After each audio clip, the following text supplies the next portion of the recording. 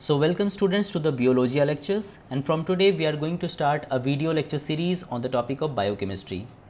और जैसा आप स्क्रीन पे देख सकते हैं ये हमारे CSIR नेट लाइफ साइंस के सिलेबस का पहला यूनिट है जिसमें हम लोग मेनली पढ़ेंगे about molecules and their chemical interactions, and we will see how these chemical interactions are relevant to the field of biology.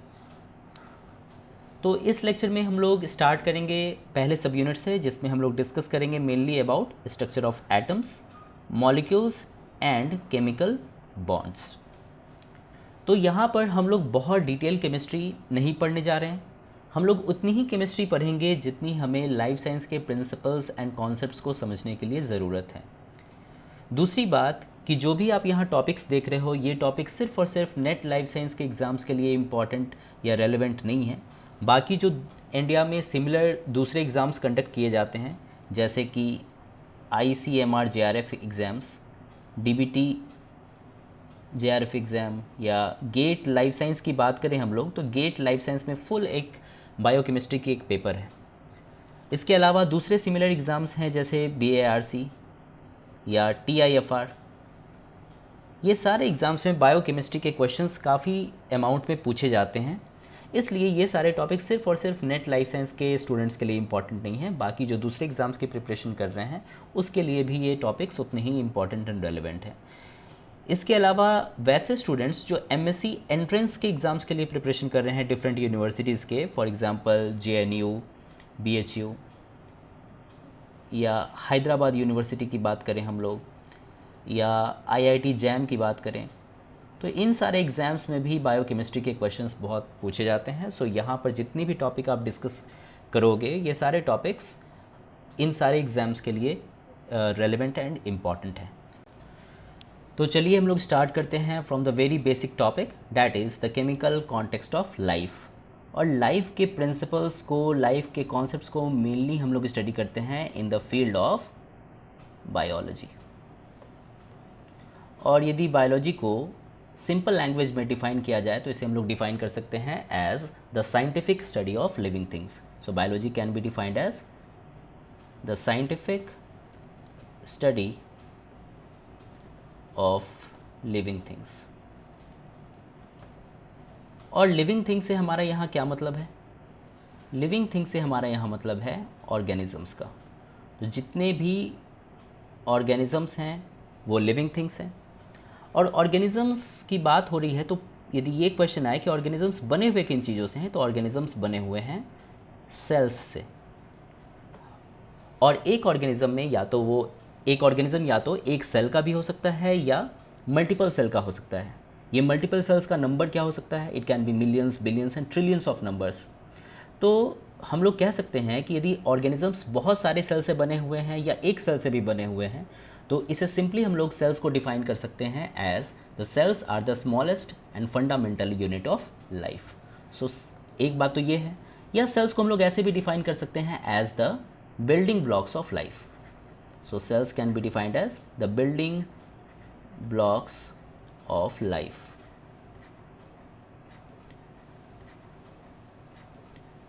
ये तो बात हो गई कि सेल का डेफिनेशन क्या है, लेकिन यदि हम लोग ये क्वेश्चन करें कि cells chemical point of view से सेल्स जो हैं वो बने हुए किन चीज़ों से हैं, तो सेल्स बहुत सारे डिफरेंट तरह के केमिकल कंपोनेंट से मिलकर बने हैं।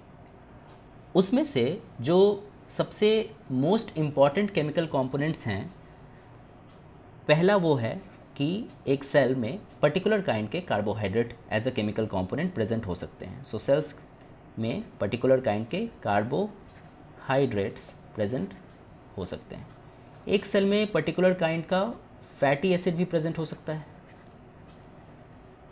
एक सेल्स में डिफरेंट तरह के एमिनो एसिड्स देखे जा सकते हैं।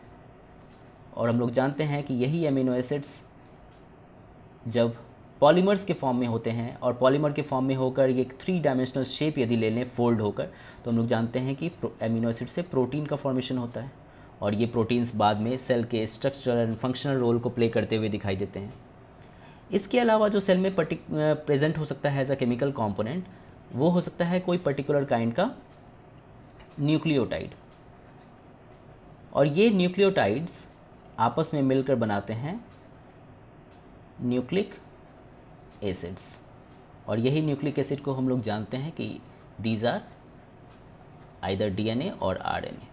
तो एक सेल में डीएनए एंड आरएनए प्रेजेंट हो सकता है एज अ न्यूक्लिक एसिड।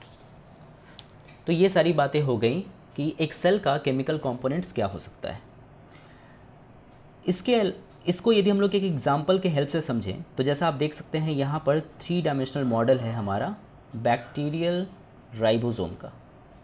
और एक बैक्टीरियल राइबोसोम हो चाहे वो यूकैरियोटिक राइबोसोम हो, दोनों का ही मेजर जो प्राइमरी फंक्शन है वो क्या है? प्रोटीन सिंथेसिस करवाना। लेकिन यदि हम लोग बात करें कि राइबोसोम्स की केमिकल कंपोनेंट्स क्या हैं या एक राइबोसोम बना हुआ किन चीज़ों से है, तो केमिकल कंपोनेंट्स एक राइबोसोम का या तो उसमें प्रेजेंट हो सकता है राइबोसोमल आरएनए और राइबोसोमल प्रोटीन। तो एक राइबोसोम में राइबोसोमल आरएनए प्रेजेंट हो सकते हैं एंड राइबोसोमल प्रोटीन प्रेजेंट हो सकते हैं। एक बैक्टीरियल राइबोसोम में राइबोसोमल आरएनए नियरली 65% प्रेजेंट होता है और राइबोसोमल प्रोटीन्स नियरली 35% प्रेजेंट है। यदि हम लोग बात करें कि राइबोसोमल प्रोटीन की, तो प्रोटीन हम लोग पहले ही पढ़ चुके थे कि प्रोटीन्स जो हैं बने हुए हैं एमिनो एसिड से, और एमिनो एसिड्स क्या है? एक सेल्स का केमिकल कंपोनेंट है। तो राइबोसोम्स में भी जो केमिकल कंपोनेंट्स हैं वो क्या है? एमिनो एसिड से ही मिलकर बने हैं। यदि राइबोसोमल आरएनए की बात करें तो आरएनए भी क्या है? न्यूक्लिक एसिड है। Nucleic acids are made up of nucleotides. So यहाँ पर हम लोग इस कॉन्सेप्ट से, इस एग्जांपल से ओवरऑल हम लोग को एक बात समझ में आ रही है कि एक ओवरऑल सेल की बात की जाए या सेल के छोटे छोटे स्ट्रक्चर्स की बात की जाए, वो सारी चीज़ें बने हुए हैं इन चारों केमिकल कंपोनेंट से मिलकर, जो कि क्या है? Carbohydrate, fatty acids, amino acids and nucleic acid. तो ये सारी बातें हो गई कि एक सेल का स्ट्रक्चर किन चीज़ों से बना है। यदि केमिकल पॉइंट ऑफ व्यू से हम बात करें कि एक सेल का फंक्शन क्या हो सकता है, तो यदि फॉर एग्जांपल हम लोग मान लें कि ये यदि हमारा एक सेल है, तो सेल का मेजर काम क्या होगा कि सेल की जो सराउंडिंग में जो भी केमिकल्स प्रेजेंट हैं, सेल्स के सराउंडिंग में जो भी केमिकल्स प्रेजेंट होंगे, सेल का मेजर काम होगा कि इन सारे केमिकल्स को पहले तो ऑब्टेन करना। और ये ऑब्टेन कहाँ से होगा? Through the plasma membrane. तो ये केमिकल कंपोनेंट्स को सेल्स ऑब्टेन करेगा थ्रू देयर प्लाज्मा मेम्ब्रेन। और हम लोग जानते हैं कि ये जो भी प्लाज्मा मेम्ब्रेन से केमिकल्स ट्रांसपोर्ट होंगे उसकी अलग अलग तरह की मैकेनिज़्म है, अलग अलग तरह के मेथड्स, मोड्स हैं जिसके थ्रू एक सेल जो है अलग अलग टाइप के केमिकल कंपोनेंट्स को अपने सेल्स में अपने अंदर ऑब्टेन करता है। तो ये सारे केमिकल कंपोनेंट्स को ऑब्टेन तो कर लेगा ये प्लाज्मा मेम्ब्रेन के थ्रू, जिसके बारे में हम लोग बाद में डिटेल में पढ़ेंगे जब हम लोग सेल बायोलॉजी पढ़ रहे होंगे। तो यहाँ पर यदि बेसिक बात हो तो सेल का काम क्या हुआ? अपने सराउंडिंग से केमिकल कंपोनेंट्स को ऑब्टेन कर लिया गया, और इन सारे केमिकल कंपोनेंट्स को ऑब्टेन करने के बाद सेल्स क्या करेंगे? इस केमिकल्स को कन्वर्ट कर देंगे इन द बायोलॉजिकल कंपोनेंट्स में या बायोलॉजिकल मॉलिक्यूल्स में। तो ये बायोलॉजिकल मॉलिक्यूल्स को, जिसे हम लोग इन शॉर्ट कहते हैं बायो मॉलिक्यूल्स। तो सेल्स ने क्या किया? अपने सराउंडिंग से केमिकल्स को ऑब्टेन किया और उन सारे केमिकल्स को ऑब्टेन करने के बाद उसे कन्वर्ट कर दिया बायो मॉलिक्यूल्स में, कन्वर्ट कर दिया इन द बायो मॉलिक्यूल्स। तो अब ये बायो मॉलिक्यूल्स सेल ने बनाया है, तो इन सारे बायो मॉलिक्यूल्स का कुछ ना कुछ पर्पस होगा। तो इन सारे बायो मॉलिक्यूल्स का पर्पस क्या हो सकता है एक सेल के लिए? पहला पर्पस तो ये हो सकता है कि सेल्स इन सारे बायो मॉलिक्यूल से एनर्जी को एक्सट्रैक्ट करें। So cells extract energy from these bio molecules, और ये जो भी एनर्जी को एक्सट्रैक्ट की जाएगी, इस एनर्जी को या तो सेल इमीडिएटली इस्तेमाल कर सकता है या इसे स्टोर भी कर सकता है। और स्टोर की बात हो रही है तो हम लोग एक सबसे इम्पॉर्टेंट एग्जांपल जानते हैं, जो कि एक सेल अपने अंदर एनर्जी जो स्टोर करता है in the form of ATP. और इसी एटीपी के मॉलिक्यूल्स को जब ब्रेक किया जाएगा तो इसकी केमिकल बॉन्ड्स जब ब्रेक करेंगे तो certain amount of energy release होगी, और उस एनर्जी को एक सेल इस्तेमाल कर सकता है डिफरेंट तरह के मेटाबॉलिक एक्टिविटीज़ में। इसके अलावा इन बायोमॉलिक्यूल्स का पर्पस क्या हो सकता है? दूसरा पर्पस ये हो सकता है कि इन बायोमॉलिक्यूल्स की मदद से सेल्स का स्ट्रक्चरल आइडेंटिटी मेंटेन किया जाए। So cells utilise these biomolecules to maintain their structures. और इसका एग्जाम्पल के तौर पे हमने समझें इसे तो एग्जांपल है इसका डिफरेंट टाइप ऑफ प्रोटीन्स। तो जितने भी प्रोटीन्स एक सेल बनाता है उस प्रोटीन से सेल का स्ट्रक्चरल आइडेंटिटी भी मेंटेन होता है। इसके अलावा तीसरा पर्पस क्या हो सकता है इन बायोमोलिक्यूल्स का? तीसरा पर्पस हो सकता है कि सेल्स इन सारे बायोमोलिक्यूल्स की मदद से अपने फंक्शनल आइडेंटिटी को मेंटेन करें। So cells utilise these biomolecules to maintain their functions. और फंक्शंस की बात हो रही है तो अगेन हम लोग एक एग्जांपल के तौर पे ले सकते हैं एंजाइम्स को। और एंजाइम्स के बारे में भी हम लोग जानते क्या हैं कि enzymes are made up of proteins, और ये एंजाइम्स को डिफरेंट तरह के फंक्शंस प्ले करते हुए हम लोग देखते हैं सेल्स के अंदर। तो ये सारी बातें हो गई जिसमें हम लोगों ने देखा कि किस तरह से एक सेल्स डिफरेंट तरह के केमिकल कंपोनेंट से बना है, और फंक्शनली इन सारे केमिकल कंपोनेंट्स को सेल्स ने लाया कहाँ से है, तो अपने सराउंडिंग से इसे ऑब्टेन किया है और उसे फाइनली बायोमोलिक्यूल्स में कन्वर्ट करके अलग अलग तरह के स्ट्रक्चरल एंड फंक्शनल प्रॉपर्टी में इसे यूटिलाइज़ किया जा रहा है। तो ये तो बात होगी एक सेलुलर लेवल पे, लेकिन एक ऑर्गेनिज्म के लेवल पे हम लोग बात करें तो ऑर्गेनिज्म भी इन सारे केमिकल्स को इस्तेमाल अपने स्ट्रक्चरल एंड फंक्शनल आइडेंटिटी को मेंटेन करने के लिए कर सकता है। लेकिन इसके साथ साथ सिर्फ केमिकल्स का दायरा एक स्ट्रक्चर एंड फंक्शनल आइडेंटिटी तक ही मेंटेन्ड नहीं है। एक ऑर्गेनिज्म इन सारे मॉलिक्यूल्स को, डिफरेंट तरह के केमिकल्स को इस्तेमाल कर सकता है अपने सराउंडिंग से इंटरेक्ट करने के लिए भी। तो यदि हम इस बात को एक एग्जाम्पल से समझें तो उस एग्जाम्पल के लिए हम लोग एक वीडियो देखेंगे और हम लोग समझेंगे कि आखिर किस तरह से एक ऑर्गेनिज्म डिफरेंट तरह के केमिकल्स को इस्तेमाल करके अपने सराउंडिंग से इंटरेक्शन परफॉर्म करता हुआ दिखाई दे सकता है। तो चलिए हम लोग इसको समझते हैं इस वीडियो के हेल्प से।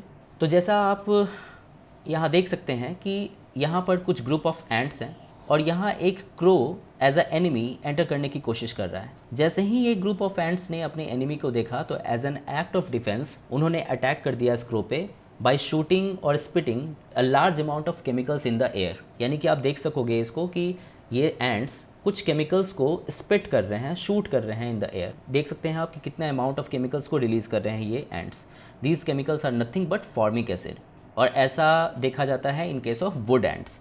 तो इस छोटे से एग्जाम्पल से हम लोग समझ पाएँ कि किस तरह से एक ऑर्गेनिज्म जो है अलग अलग तरह के केमिकल्स को इस्तेमाल कर सकता है अपने सराउंडिंग से इंटरेक्शन परफॉर्म करने के लिए भी। तो ये थी कुछ बातें इंट्रोडक्शन के तौर पे। अब हम लोग आगे बढ़ते हैं with the next topic, that is levels of organisation. तो अभी जैसे हम लोगों ने पढ़ा कि एक सेल जो है डिफरेंट तरह के केमिकल कंपोनेंट्स से बना है, और वो केमिकल कंपोनेंट्स क्या हो सकता है, डिफरेंट तरह के मॉलिक्यूल्स हो सकते हैं। और हम लोग जानते हैं कि केमिस्ट्री पॉइंट ऑफ व्यू से मॉलिक्यूल्स बने होते हैं एलिमेंट्स से, and elements are made up of atoms. तो एक सबसे स्मॉलेस्ट यूनिट पे यदि देखा जाए एक ऑर्गेनिज्म पे भी, तो क्या होगा, सबसे स्मॉलेस्ट यूनिट एटम है। बहुत सारे एटम्स आपस में मिलकर एलिमेंट्स बनाते हैं, और डिफरेंट तरह के एलिमेंट्स या सेम तरह के एलिमेंट्स आपस में मिलकर मॉलिक्यूल्स का फॉर्मेशन करते हुए दिखाई देंगे। फिर बहुत सारे मॉलिक्यूल्स या बायोमॉलिक्यूल्स आपस में मिलके एक ऑर्गेनल का फॉर्मेशन करता हुआ दिखाई देंगे। यदि हम लोग जानते हैं कि बहुत सारे ऑर्गेनल्स आपस में मिल जाएं और एक प्लाज्मा मेम्ब्रेन की बाउंड्री में इंटैक्ट होकर डिफरेंट फंक्शन परफॉर्म करने लगें, तो हम लोग कहेंगे कि एक सेल का फॉर्मेशन हुआ है। बहुत सारे सेल्स, सिमिलर सेल्स एक स्पेसिफिक फंक्शन परफॉर्म करना शुरू कर दे तो हम लोग कहेंगे कि टिश्यू का फॉर्मेशन हुआ है। बहुत सारे टिश्यूज़ ऑर्गन का फॉर्मेशन कर सकते हैं, ऑर्गन सिस्टम का फॉर्मेशन कर सकते हैं। बहुत सारे ऑर्गन सिस्टम आपस में मिलकर एक ऑर्गेनिज्म का फॉर्मेशन करेगा। बहुत सारे सिमिलर ऑर्गेनिजम्स यदि एक साथ मिलकर एक स्पेसिफिक लोकेशन पे साथ मिलकर रहने लगें, और यदि वो इंटरब्रीडिंग परफॉर्म कर रहे हों, या हम लोग कहें कि रिप्रोडक्टिवली आइसोलेटेड यदि वो सारे ऑर्गेनिजम्स नहीं हैं, तो हम लोग कहेंगे कि एक पॉपुलेशन का फॉर्मेशन हुआ है। बहुत सारे पॉपुलेशन आपस में मिलकर कम्युनिटी का फॉर्मेशन करेगा, कम्युनिटी इकोसिस्टम का, इकोसिस्टम बायोम का, बायोम फाइनली बायोस्फीयर का। तो इस बात से हमें एक कॉन्सेप्ट समझ में आ रही है कि हर लेवल पे हम लोग देख रहे हैं कि जो कॉम्प्लेक्सिटी है वो क्या हो रही है, हर लेवल पे कॉम्प्लेक्सिटी इंक्रीज हो रही है। So complexity increases at each level. और ये किस लेवल से इंक्रीज करते जा रही है, अपने प्रीवियस लेवल से हमेशा इंक्रीज करते जा रही है। So complexity increases at each level from there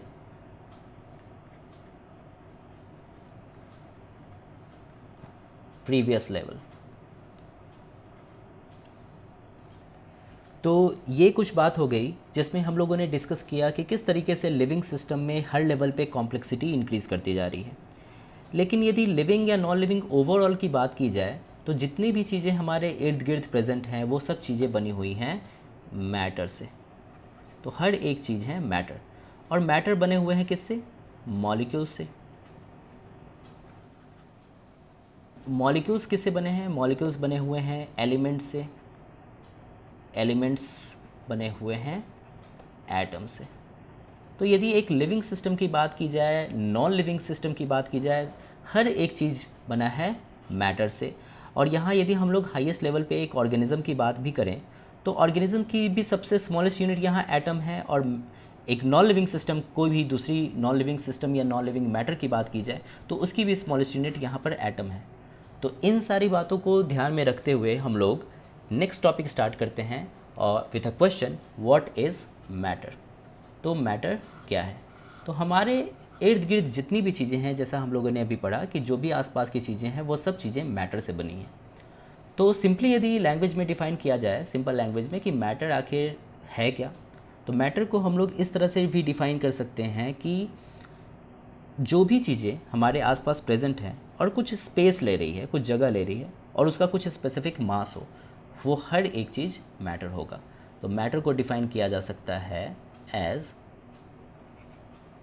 anything that takes space and has some mass. तो जो भी चीज़ें हमारे आसपास प्रेजेंट हैं, यदि वो कुछ स्पेस ले रही है और उसका कुछ मास है तो हम लोग कहेंगे कि वो मैटर है।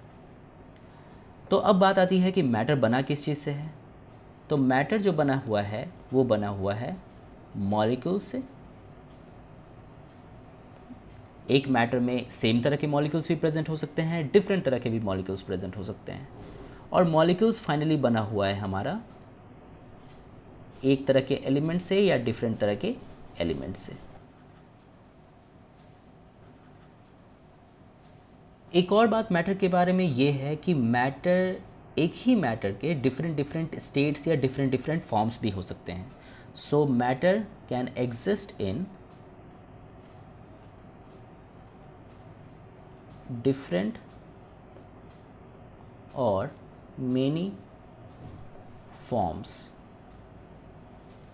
सो एक ही मैटर के डिफरेंट फॉर्म्स या स्टेट्स हो सकते हैं। ये स्टेट्स कौन कौन से हो सकते हैं? ये स्टेट या तो सॉलिड स्टेट हो सकता है, लिक्विड स्टेट हो सकता है, गैसियस स्टेट हो सकता है, या प्लाज्मा स्टेट हो सकता है। तो एक ही मैटर का या तो सॉलिड स्टेट में एक मैटर प्रेजेंट हो सकता है, वही मैटर एक लिक्विड स्टेट में भी प्रेजेंट हो सकता है, गैसियस स्टेट में भी प्रेजेंट हो सकता है, और प्लाज्मा स्टेट में भी प्रेजेंट हो सकता है। तो ये डिफरेंट टाइप के स्टेट्स एक ही मैटर के कुछ फैक्टर्स पे डिपेंड करेंगे, तभी तो ये अलग अलग डिफरेंट स्टेट्स में दिखाई दे रहे हैं। तो उसमें से एक फैक्टर जो हमारा है वो है एनर्जी। तो अब हम लोग ये समझने की कोशिश करेंगे कि किस तरीके से एनर्जी जो है वो अलग अलग स्टेट्स ऑफ मैटर को अफेक्ट करती हुई दिखाई देती है। यदि हम लोग बात करें सॉलिड स्टेट की, और सॉलिड स्टेट को यदि हमें लिक्विड स्टेट में कन्वर्ट करना है तो हमें एक sufficient amount of energy provide करना होगा सॉलिड स्टेट को, तभी ये लिक्विड स्टेट में कन्वर्ट होगा। और ये एनर्जी किस फॉर्म में होना चाहिए? ये एनर्जी होना चाहिए हीट एनर्जी के फॉर्म में। सिमिलरली यदि लिक्विड स्टेट को एक sufficient amount of heat energy हम लोग प्रोवाइड करें तो ये लिक्विड गैसियस स्टेट में कन्वर्ट हो सकता है, और सिमिलरली गैसियस स्टेट को यदि फर्दर हीट किया जाए तो ये प्लाज्मा स्टेट में भी कन्वर्ट करता हुआ दिखाई दे सकता है। तो क्वेश्चन ये आता है कि आखिर हीट एनर्जी प्रोवाइड करने से क्यों स्टेट्स ऑफ मैटर जो हो रहे हैं वो चेंज हो रहे हैं, यानी सॉलिड लिक्विड में कन्वर्ट हो रहा है, लिक्विड गैस में, और गैस फर्दर प्लाज्मा में कन्वर्ट होता हुआ दिखाई दे रहा है। तो इसका आंसर ये है कि हम लोगों ने जैसे पहले ही डिस्कस किया कि जो मैटर हैं वो बने हुए हैं मॉलिक्यूल से। तो सॉलिड स्टेट ऑफ मैटर की बात की जाए तो जितने भी सॉलिड स्टेट ऑफ मैटर के जो मॉलिक्यूल्स हैं वो मॉलिक्यूल्स के बीच का जो स्पेस है वो सफिशिएंटली क्लोज होता है या बहुत कम होता है space in comparison to liquid state and gaseous state. तो ये सारे मॉलिक्यूल्स के बीच का स्पेस, या हम लोग कहें तो इंटरमॉलिक्यूलर स्पेस जो है वो क्या है, काफ़ी कम है इन केस ऑफ सॉलिड्स। और ये कम क्यों है? ये कम इसलिए है कि इन सारे मॉलिक्यूल्स की जो काइनेटिक एनर्जी है वो काफ़ी कम है in comparison to the molecules of liquid, gases and plasma. जैसे ही आप इसे इन सारे मॉलिक्यूल्स को एक sufficient amount of heat energy provide यदि कर दो, यदि आप इसे हीट एनर्जी प्रोवाइड कर दो, तो हीट एनर्जी देने से होगा क्या, इन सारे मॉलिक्यूल्स की जो काइनेटिक एनर्जी है वो क्या होगी, इंक्रीज़ करना शुरू कर देगी। और ये यदि काइनेटिक एनर्जी इन मॉलिक्यूल्स की इंक्रीज़ करेगी तो ये मॉलिक्यूल्स इधर उधर भागना शुरू कर देंगे, और या कहें तो इसकी इंटरमॉलिक्यूलर स्पेस जो है वो क्या होगी, इंक्रीज़ कर जाएगी। यदि इसे फर्दर हीट किया जाए तो इसकी इंटरमॉलिक्यूलर स्पेस और ज़्यादा इंक्रीज़ करेगी। वो क्यों? क्योंकि इन सारी मॉलिक्यूल्स की काइनेटिक एनर्जी फर्दर और ज़्यादा इन्हेंस होती हुई दिखाई देगी। सिमिलरली प्लाज्मा स्टेट में काइनेटिक एनर्जी सबसे ज़्यादा मैक्स होगा मॉलिक्यूल्स का, और मॉलिक्यूल्स बहुत बहुत ज़्यादा दूर एक दूसरे से हो जाएंगे। तो इन सारी बातों में हमें एक कॉन्सेप्ट समझ में आया कि जो स्टेट्स ऑफ मैटर हैं, एक ही स्टेट ऑफ मैटर दूसरे स्टेट ऑफ मैटर में दिखाई दे सकता है, लेकिन वो इस बात पे डिपेंड करेगा कि दूसरे स्टेट ऑफ मैटर में कन्वर्ट होने के लिए एनर्जी कितनी प्रोवाइड की गई है। यदि हम लोग सॉलिड स्टेट से प्लाज्मा स्टेट की तरफ देखें तो हमेशा एनर्जी क्या होगी, इंक्रीज़ करती हुई दिखाई देगी। वैसे ही सॉलिड स्टेट से प्लाज्मा स्टेट की तरफ यदि हम लोग मूव करें तो हमें दिखाई देगा कि सॉलिड स्टेट से प्लाज्मा स्टेट के बीच में जो इंटरमॉलिक्यूलर स्पेसेस हैं, यानी मॉलिक्यूल्स के बीच का जो स्पेस है वो क्या होगा, इंक्रीज़ करता हुआ दिखाई देगा। ऐसा क्यों? क्योंकि काइनेटिक एनर्जी जो होगी वो भी क्या होगी, इंक्रीज़ हो रही है। मॉलिक्यूल्स की काइनेटिक एनर्जी इंक्रीज़ होगी तो ऑब्वियस ही बात है मॉलिक्यूल्स के बीच का स्पेस जो होगा वो इंक्रीज़ करता हुआ दिखाई देगा। तो अभी तक हम लोगों ने जो डिस्कस किया है कि मैटर्स जो बने हैं मॉलिक्यूल से और मॉलिक्यूल्स बने हुए हैं एलिमेंट से, तो इस बात को देखते हुए हम लोग नेक्स्ट टॉपिक डिस्कस करते हैं, that is elements and compounds. तो सबसे पहले हम लोग यहाँ डिफ़ाइन करेंगे कि एलिमेंट्स क्या हैं, उसके बाद हम लोग समझने की कोशिश करेंगे कि उस डेफिनेशन का एग्जैक्ट मीनिंग क्या है। तो यदि एलिमेंट्स को सिंपल लैंग्वेज में डिफ़ाइन किया जाए तो इसे इस तरह से डिफ़ाइन किया जा सकता है कि एलिमेंट्स ऐसे सब्सटेंसेस होते हैं जिसे किसी दूसरे टाइप के सब्सटेंसेस में कन्वर्ट या ब्रेक डाउन नहीं किया जा सकता by chemical reactions. So an element can be defined as any substance that cannot be converted or broken down into another substance by chemical reactions। So question अब ये है कि आखिर क्यों एलिमेंट्स ऐसे सब्सटेंस हैं जिसे किसी दूसरे टाइप के सब्सटेंसेस में कन्वर्ट या ब्रेक डाउन नहीं किया जा सकता बाय केमिकल रिएक्शंस। ऐसा क्या है एलिमेंट्स में जिसकी वजह से इसे कन्वर्ट हम लोग किसी दूसरे सब्सटेंस में नहीं कर सकते। तो इस बात को हम लोग एक एग्जांपल से समझने की कोशिश करेंगे। यदि हम लोग मान लें कि हमारे पास एक कोई सॉलिड ब्लॉक है और ये सॉलिड ब्लॉक के बारे में हमें पहले से एक बात पता है कि ये सॉलिड ब्लॉक जो है वो 100% प्योर सब्सटेंस से बना हुआ है। और यदि हमें ये पता है कि ये 100% प्योर सब्सटेंस है तो हम लोग ये कह सकते हैं कि ये जिन चीज़ों से मिलकर बना है वो सिर्फ़ और सिर्फ एक जैसी चीज़ें हैं। या हम लोग माने कि इस सॉलिड ब्लॉक का जो सबसे स्मॉलेस्ट यूनिट है वो यदि उसे एक रेड डॉट से इंडिकेट किया जाए तो हम लोग कह सकते हैं कि 100% प्योर है, तो इसमें सिर्फ और सिर्फ रेड डॉट जैसी चीज़ें ही दिखाई देंगी, इसमें किसी भी तरह का ब्लू या ग्रीन डॉट जैसा चीज़ नहीं दिखाई देगा। यानी कि ये सॉलिड ब्लॉक सिर्फ और सिर्फ एक जैसी चीज़ों से मिलकर बना है, that is red dots. Same concept apply होता है एलिमेंट्स के ऊपर में भी। एलिमेंट्स को हम लोग किसी दूसरे टाइप के सब्सटेंसेस में ब्रेक डाउन या कन्वर्ट इसलिए नहीं कर सकते क्योंकि एलिमेंट्स जो हैं वो भी 100% प्योर सब्सटेंस से बने होते हैं।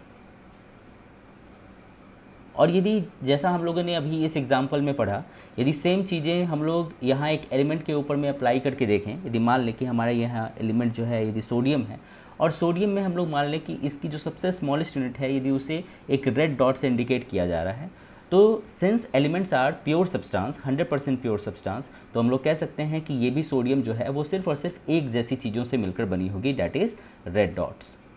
तो इस सोडियम में भी जो हमें चीज़ें दिखाई देंगी वो सिर्फ और सिर्फ एक जैसी चीज़ें दिखाई देंगी क्योंकि ये 100% प्योर सब्सटेंस है।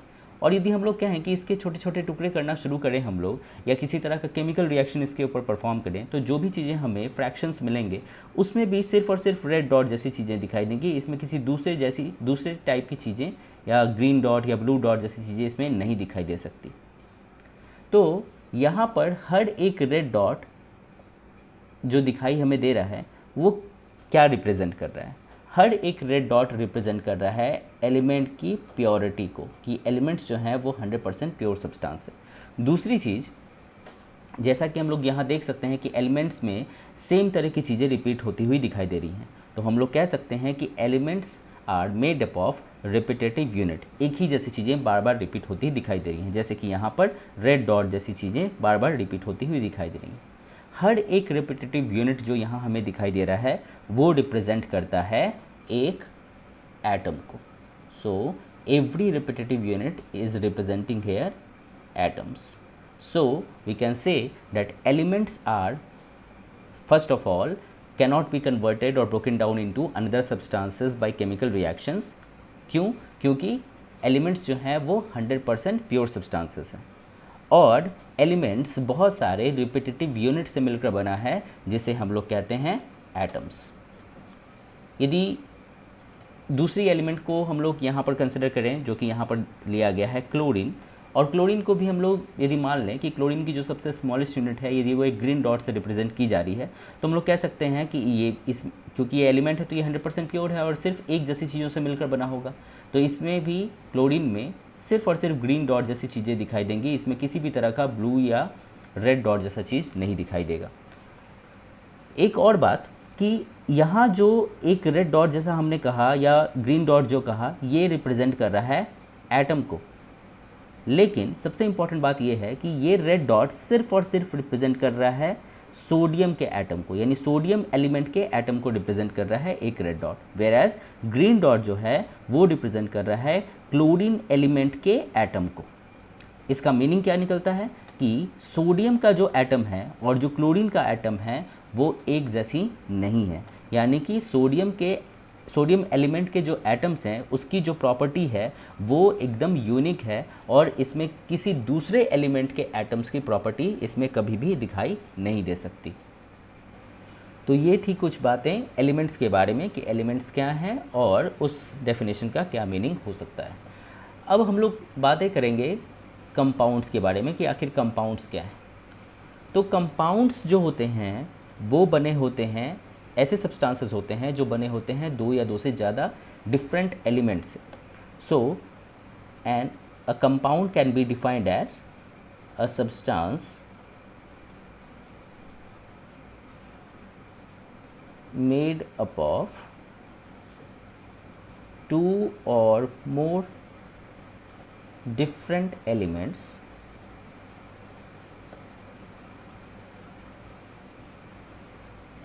present in a fixed ratio। So compounds के बारे में सबसे इम्पॉर्टेंट बातें क्या हैं कि कंपाउंड्स ऐसे सब्सटेंसेस हैं जो दो या दो से ज़्यादा एलिमेंट्स से बने होते हैं, और ये दो या दो से ज़्यादा एलिमेंट्स जो होंगे वो डिफरेंट एलिमेंट्स होने चाहिए, और ये एलिमेंट्स एक फिक्स रेशियो में प्रेजेंट होने चाहिए। तो इसका एक एग्जांपल हम लोग यहाँ पर समझते हैं इसी सोडियम और क्लोरीन की हेल्प से। यदि सोडियम जो है, यदि हम लोग देखें नेचर में, तो सोडियम जो होता है वो एक नॉन टॉक्सिक सॉलिड के फॉर्म में प्रेजेंट होता है, वेयरएज क्लोरीन जो है वो एक टॉक्सिक गैस के फॉर्म में प्रेजेंट है, और सोडियम जो था वो नॉन टॉक्सिक सॉलिड के फॉर्म में प्रेजेंट था।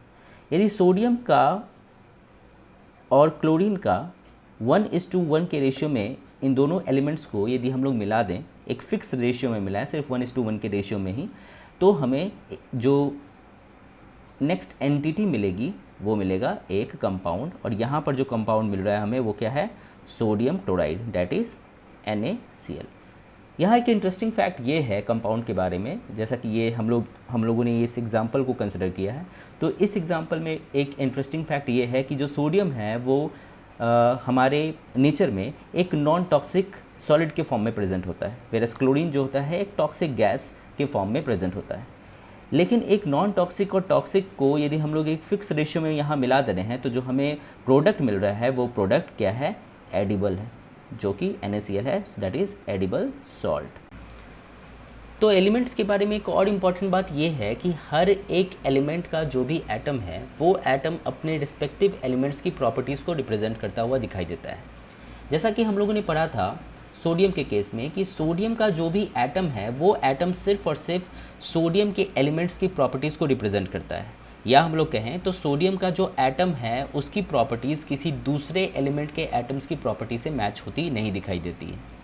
तो एटम्स एंड एलिमेंट्स हम लोग इंटरचेंजेबली इन दोनों टर्म्स को इस्तेमाल कर सकते हैं, या हम लोग कहें तो एटम्स और एलिमेंट्स एक तरह का सिनोनिम के फॉर्म में भी इस्तेमाल किया जा सकता है। तो ये थी कुछ बातें एलिमेंट्स एंड कंपाउंड्स के बारे में। So now we will discuss about the elements of life.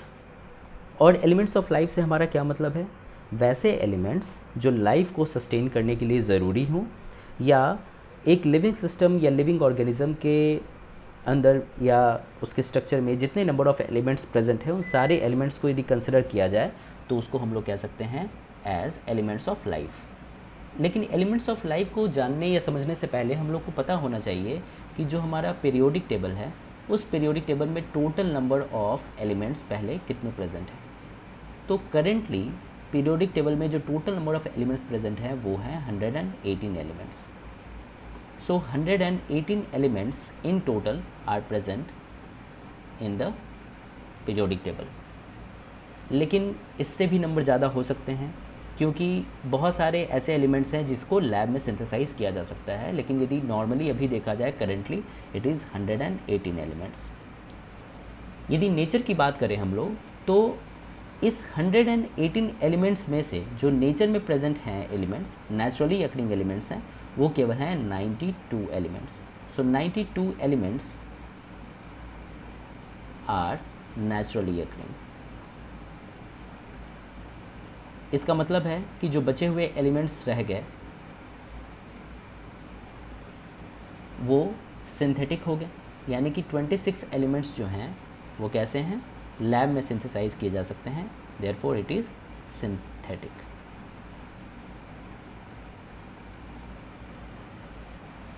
तो यदि हम लोग बात करें वैसे एलिमेंट्स की जो एसेंशियल एलिमेंट्स है लाइफ को सस्टेन करने के लिए, तो इस नेचुरली अकरिंग एलिमेंट्स में से भी केवल 20 to 25% एलिमेंट्स ऐसे हैं जिसको कंसिडर किया जाता है एज एसेंशियल एलिमेंट्स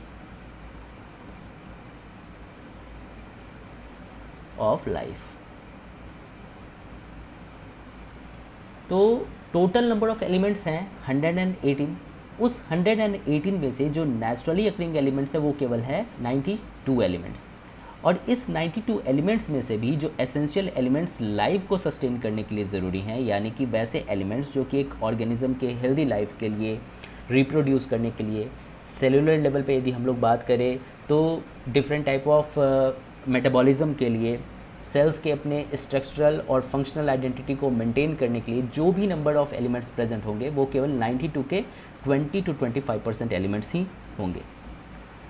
ये जो नंबर्स हैं ये मोस्ट ऑफ द ऑर्गेनिजम्स में ये एलिमेंट्स सिमिलर ही होते हैं, कुछ वेरिएशन देखे जाते हैं, कुछ एलिमेंट्स में देखे जा सकते हैं। एग्जांपल के तौर पे यदि हम लोग कंसिडर करें ह्यूमंस की, तो ह्यूमंस में जो total number of elements present हैं वो हैं 25 एलिमेंट्स। सो ह्यूमंस को केवल 25 एलिमेंट्स की ज़रूरत होती है। यदि प्लांट्स की बात करें तो ये नंबर और भी कम है, प्लांट्स में केवल 17 एलिमेंट्स की ज़रूरत होती है लाइफ को सस्टेन करने के लिए। यदि ह्यूमन की बात हम लोग कर रहे हैं तो जो एलिमेंट्स की बात हम लोगों ने ह्यूमन के बारे में डिस्कस किया, इट इज़ ओनली 25 एलिमेंट्स। तो इसका ये एक चार्ट है जिसमें हम लोग देख सकते हैं कि elements in the human body, और ये कंसिडर किया गया है bye percentage of body mass, जिसमें हम लोगों ने इंक्लूड किया है वाटर को भी। तो इस 25 एलिमेंट्स में से भी केवल 4 एलिमेंट्स ऐसे हैं जो टोटल 96% प्रेजेंट है ह्यूमन बॉडी में, यानी कि 96% of the elements which is present in the human body is only 4 elements, and these are oxygen, carbon, hydrogen and nitrogen. जिसमें सबसे ज़्यादा जो प्रेजेंट है परसेंटेज बाई बॉडी मास को कंसिडर किया जाए तो it is 65%, followed by carbon hydrogen and nitrogen.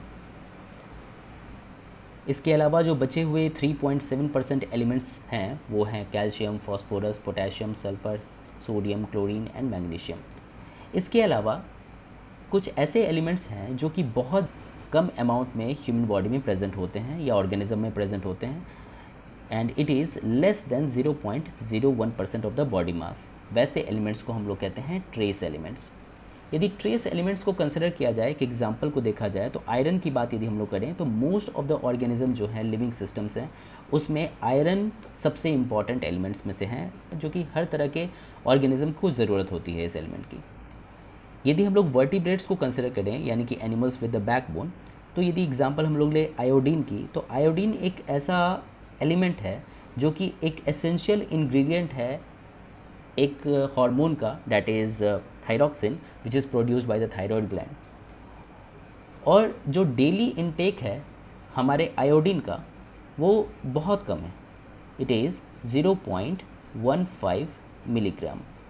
लेकिन यदि 0.15 मिलीग्राम से थोड़ा सा भी कम हम लोग लेना शुरू कर दें आयोडीन, तो इसका प्रॉब्लम ये होगा कि हमें आयोडीन की डेफिशिएंसी हो जाएगी, और हम लोग जानते हैं कि आयोडीन की डेफिशिएंसी से जो डिजीज़ होता है डैट इज़ गॉइटर। सो कहने का मतलब ये है, कॉन्सेप्ट ये हम लोगों को इस बात से समझना है कि भले ही oxygen, carbon, hydrogen and nitrogen जो कि 96% प्रेजेंट हैं ह्यूमन बॉडी में, और ट्रेस एलिमेंट्स केवल 0.01% ही प्रेजेंट हैं, तो इसका मतलब ये नहीं होता कि जो सबसे कम अमाउंट में प्रेजेंट है उसकी कमी यदि हो गई तो कुछ प्रॉब्लम नहीं होगा। यानी कि एलिमेंट्स, ये जो 25 एलिमेंट्स को हम लोगों ने कंसिडर किया था, इसमें हर एक एलिमेंट्स की अपनी एक सिग्निफिकेंस है, और यदि कोई भी एलिमेंट की थोड़ी सी भी परसेंटेज में या उसके अमाउंट में यदि डेली इनटेक में कमी आ जाए तो उससे रिलेटेड कुछ ना कुछ डिजीज़ देखी जा सकती है। तो इसके बाद यदि हम लोग कंसिडर करें elements by percentage of dry weight, यानी कि वाटर को यदि हम लोग इंक्लूड ना करें, एक्सक्लूडेड वाटर, तो सबसे ज़्यादा जो अभी अबंडेंट एलिमेंट होगा वो हो जाएगा कार्बन, जो कि 61% इनिशियली था। यदि हम लोग परसेंटेज बाय बॉडी मास कर रहे थे और वाटर को इंक्लूड कर रहे थे, उसमें ऑक्सीजन सबसे ज़्यादा अबंडेंट था। लेकिन ड्राई वेट को कंसिडर करें तो कार्बन सबसे ज़्यादा इसलिए हो जाएगा क्योंकि हम लोगों ने जैसे सबसे पहले स्टार्टिंग में ही पढ़ा था कि एक लिविंग सिस्टम के अंदर में जो केमिकल कंपोनेंट्स प्रेजेंट थे वो थे carbohydrate, amino acid, nucleic acid और फैटी एसिड्स। तो ये सारे जो केमिकल कंपोनेंट्स है, इन सब की जो स्ट्रक्चर यदि हम लोग देखेंगे तो ये सब कार्बन स्केलेटन से बने हैं। तो ऑब्वियस सी बात है कि यदि हम लोग ड्राई वेट कर दें, वाटर को रिमूव कर दें, तो कार्बन सबसे ज़्यादा अबंडेंट हो जाएगा, followed by nitrogen, oxygen, hydrogen. इसके अलावा दो एलिमेंट्स और भी हैं, that is sulphur and phosphorus. Sulphur और फॉस्फोरस को यदि हम लोग कंसिडर करें कि सल्फ़र को देखें तो बहुत सारे सल्फ़र प्रेजेंट होते हैं in the sulphur containing amino acids, जैसे कि मिथियोनिन में, सिस्टीन में, इन सब में सल्फ़र प्रेजेंट है। फॉस्फोरस की बात करें तो हम लोग जानते हैं न्यूक्लिक एसिड में फॉस्फोरस काफ़ी अमाउंट में प्रेजेंट है। तो कहने का मतलब है कि जो ये चार एलिमेंट्स को हम लोगों ने पहले कंसिडर किया था, ये थे 96%। इसके अलावा दो और भी एलिमेंट्स हैं जो सबसे ज़्यादा अबंडेंट होते हैं in human body, that is sulphur and phosphorus, या इसको हम लोग यदि न्यूमोनिक के फॉर्म में याद करना चाहें तो हम लोग याद कर सकते हैं एज स्पॉन्ज एलिमेंट्स। तो स्पॉन्ज एलिमेंट्स जो टोटल हैं ये सब मिलाकर नियरली 98% प्रेजेंट होते हैं इन द ह्यूमन बॉडी। अब एक इंटरेस्टिंग बात इन सारे एलिमेंट्स के बारे में ये है, ये जो स्पॉन्ज एलिमेंट्स हैं ये हमारे first, second and third period के एलिमेंट्स हैं। तो यदि ये first, second and third period के एलिमेंट हैं तो ऑब्वियस सी बात है कि these elements are small in size, और इसकी जो एटॉमिक नंबर होगी वो भी क्या होगी, एटॉमिक नंबर काफ़ी कम होगी। तो अब बात ये है कि आखिर क्यों in first, second and third period के एलिमेंट्स को ही लिविंग सिस्टम में ऑप्ट किया गया है। इसका रीज़न ये है कि सबसे इम्पॉर्टेंट बात ये है कि these are smaller in size, और स्मॉल साइज़ से होने का फ़ायदा क्या है कि स्मॉल यदि साइज़ है एलिमेंट्स का तो इसके जब एटम्स आपस में जब केमिकल बॉन्डिंग करवाते हुए दिखाई देंगे तो हम लोग देखेंगे कि इसकी जो सरफेस है, इसकी सरफेस काफ़ी इंटरेक्ट करती हुई दिखाई देगी। और हम लोग जानते हैं कि कोई भी यदि एटम या कोई भी चीज़ें यदि स्मॉल साइज़ की है तो उसकी जो surface area to volume ratio है वो क्या होती है, हाई होती है। और surface area to volume ratio यदि हाई है तो मोर सरफेस यहाँ पर इंटरेक्ट करता हुआ दिखाई देगा। और यदि मोर सरफेस इंटरेक्ट कर रहा है तो ऑब्वियस सी बात है कि इसका रिजल्ट क्या होगा कि जो केमिकल बॉन्ड है, इससे जो केमिकल बॉन्ड ऐसे एलिमेंट से बनते हुए दिखाई देंगे वो काफ़ी स्ट्रॉन्ग होंगे। सो केमिकल बॉन्ड्स इसमें स्ट्रॉन्ग एंड स्टेबल दिखाई देगा। इसके अलावा एक और बात ये है कि ये जो first, second and third period के एलिमेंट्स हैं उसके पास एक कैपेबिलिटी ये है कि वो different number of chemical bonds बना सकते हैं। सो इन सारे एलिमेंट्स के पास कैपेबिलिटी होती है various type of chemical bonds बनाने की। और ये केमिकल बॉन्ड्स 1, 2, 3 या 4 तरह की 4 नंबर ऑफ केमिकल बॉन्ड्स बनाते हुए दिखाई दे सकते हैं। यदि हाइड्रोजन को कंसिडर करें हम लोग तो हम लोग देखते हैं कि हाइड्रोजन एक नंबर ऑफ केमिकल बॉन्ड बनाता है। यदि ऑक्सीजन को कंसिडर करें, सल्फ़र को कंसिडर करें तो 2 केमिकल बॉन्ड्स दिखाई देते हैं ऑक्सीजन और सल्फ़र में। नाइट्रोजन को और फॉस्फोरस को कंसिडर किया जाए तो 3 नंबर ऑफ केमिकल बॉन्ड्स इसमें होते हैं। और कार्बन को हम लोग जानते हैं कि ये 4 नंबर ऑफ केमिकल बॉन्ड्स बनाता है। तो इसका मतलब ये है कि स्मॉलर साइज़ के एलिमेंट्स को इसलिए कंसिडर किया गया लिविंग सिस्टम में क्योंकि ये स्मॉल साइज़ के होते हैं। और स्मॉल साइज़ से हमारा फ़ायदा ये होगा कि surface area to volume ratio वैसे एलिमेंट्स के एटम्स का ज़्यादा होगा। और जब इंटरेक्शन होगी, केमिकल इंटरेक्शंस होंगे तो ज़्यादा से ज़्यादा सरफेस एरिया इंटरेक्ट करेगा। और यदि ज़्यादा से ज़्यादा सरफेस एरिया इंटरेक्ट करेगा तो केमिकल बॉन्ड कैसे होंगे, strong and stable chemical bonds बनेंगे। इसके अलावा ये सारे एलिमेंट्स में एक कैपेबिलिटी है कि ये different number of chemical bonds बना सकते हैं, 1, 2, 3 या 4। तो ये कुछ बातें हो गई स्पॉन्ज एलिमेंट्स के बारे में।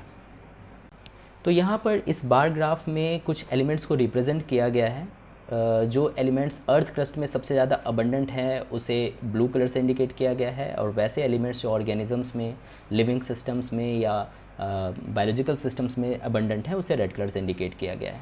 तो हम लोग यहाँ देख सकते हैं कि जो अर्थ क्रस्ट में सबसे ज़्यादा अबंडेंट एलिमेंट्स हैं वो हैं iron, calcium, potassium, silicon, aluminium, magnesium, sodium and oxygen.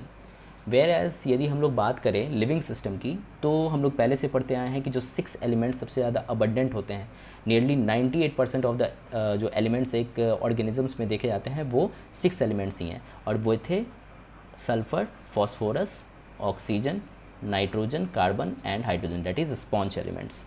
तो यहाँ पर ऑक्सीजन को छोड़ दिया जाए तो बाकी के जितने भी एलिमेंट्स यहाँ देखे जा रहे हैं अर्थ क्रस्ट में और ऑर्गेनिजम्स में वो सारे के सारे मिसमैच टाइप के देखे जा रहे हैं। तो ये आखिर एलिमेंट्स का मिसमैच क्या इंडिकेट कर रहा है? ये मिसमैच सबसे पहली बात तो ये कि डायरेक्टली इंडिकेट कर रहा है कि हमारे ऑर्गेनिजम्स या जो लाइफ है during the course of evolution वो अर्थ क्रस्ट के एलिमेंट्स को यूटिलाइज़ करके इवॉल्व नहीं हुआ है या ऑरिजिनेट नहीं हुआ है। या हम लोग डायरेक्टली कहें तो अर्थ क्रस्ट के ऊपर में ऑर्गेनिजम्स या लाइफ जो है इवॉल्व नहीं हुआ है, ऑरिजिनेट नहीं हुआ है। तो नेक्स्ट क्वेश्चन है कि आखिर ऑर्गेनिजम्स जो हैं, लिविंग सिस्टम है, वो कहाँ ऑरिजिनेट हुए हैं? तो हम लोग इसके बारे में डिटेल में जब इवोल्यूशन पढ़ रहे होंगे तो इवोल्यूशन में डिफरेंट टाइप की थ्योरीज़ है इसके लिए। One of the theories Oparin हेल्डेन theory. तो इसमें हम लोग अलग अलग टाइप की थ्योरीज़ को पढ़ेंगे जिसमें हम लोग समझ पाएंगे कि लाइफ जो है वो ऑरिजिनेट हुआ था कहीं वाटर बॉडी के आसपास। यदि मान लेते हैं ये वाटर बॉडी है तो इस वाटर बॉडी का जो ये वाला जो एरिया है इस जगह पर कहीं पे लाइफ जो है वो ऑरिजिनेट हुआ। तो खैर इसके बारे में हम लोग डिटेल में इवोल्यूशन में पढ़ेंगे। नाउ अभी तक जो हम लोगों ने पढ़ा है, हम लोगों ने पढ़ा था कि 92 एलिमेंट्स जो हैं वो हैं नेचुरली अकरिंग। और इस 92 नेचुरली अकरिंग एलिमेंट्स में से यदि लाइफ की बात हो तो लाइफ में सिर्फ इस्तेमाल किया गया है या जो लिविंग सिस्टम में इस्तेमाल किया गया है वो केवल 20 to 25% एलिमेंट्स थे। हमारे लिविंग सिस्टम में केवल 25% तक ही एलिमेंट्स 92 के इस्तेमाल किए गए हैं। एग्जाम्पल के तौर पे हमने पढ़ा था कि ह्यूमन की बात यदि हम लोगों ने की थी तो ह्यूमन में हम लोग पढ़े थे कि इट इज़ 25 एलिमेंट्स। और प्लांट्स की बात करें हम लोग तो प्लांट्स में ये नंबर और भी कम था, प्लांट्स केवल 17 एलिमेंट्स से अपना काम चला लेते हैं। तो अब क्वेश्चन ये था कि दी total number of 92 naturally occurring elements हैं, तो ऑर्गेनिजम्स में या लिविंग सिस्टम में केवल 25 एलिमेंट्स ही क्यों इस्तेमाल हुए, ह्यूमन में 25 ही एलिमेंट्स क्यों इस्तेमाल हुए? तो इसका कारण ये है कि बहुत सारे एलिमेंट्स जो हैं ऑर्गेनिजम्स के लिए टॉक्सिक हो सकते हैं। One of the example is कि ह्यूमन में जो टॉक्सिक एलिमेंट है वो है आर्सेनिक।